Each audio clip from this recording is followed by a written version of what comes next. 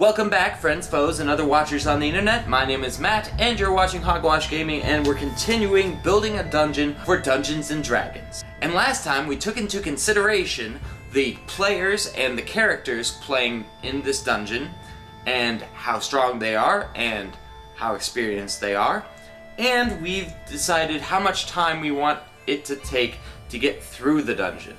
And this time, what we're going to be doing is actually drawing the map.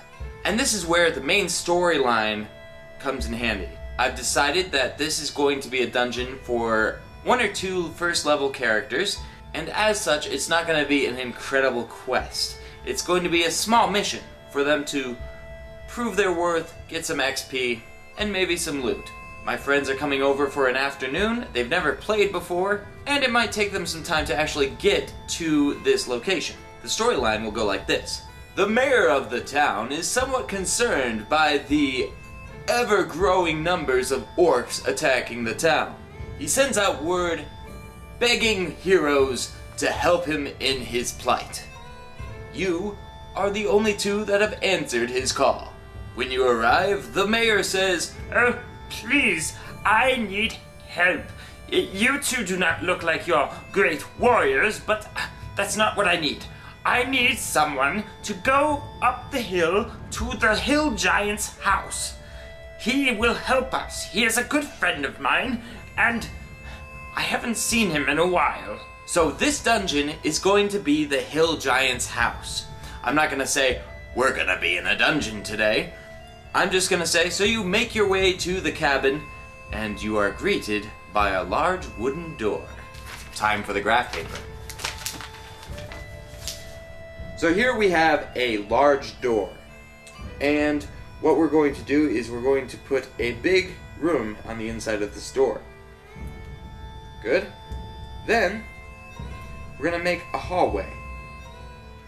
It's going to be a good wide hallway, and then at the end of this hallway there's going to be a closet kind of thing, and next to the closet there's going to be the bedroom door.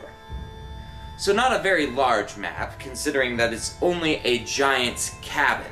But that's okay. This is going to be a small map. And just so you know, things don't have to adhere to the grid. It's just easier to draw later, if you do. Now here's the thing.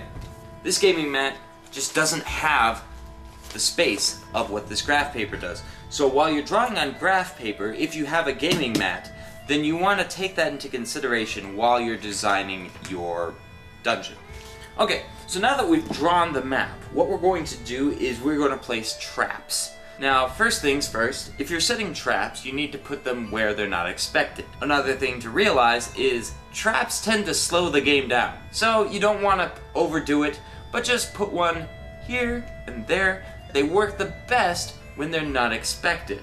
Also, remember the level of your characters when you're putting in traps. If you have level 1 characters, then just make them simple things like you break through the floorboards and you get hurt. If you have higher level characters, then maybe you want to throw in something a little deadlier, like a fire trap or something like that. Another thing to keep in mind while designing your dungeon is the narrative. Like for instance, this giant's house, is he going to be setting traps? Or did someone set traps in his house without him knowing? I'm going to put a trap here, and this is going to be glass that is broken but not easily seen, so it has a slashing damage, and it's not really a set trap. It's not intentionally a trap. It's just a hazardous part of the terrain.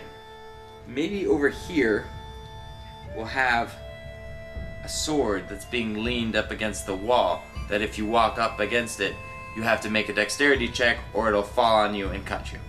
Alright, so I think that's all we're going to do for this video.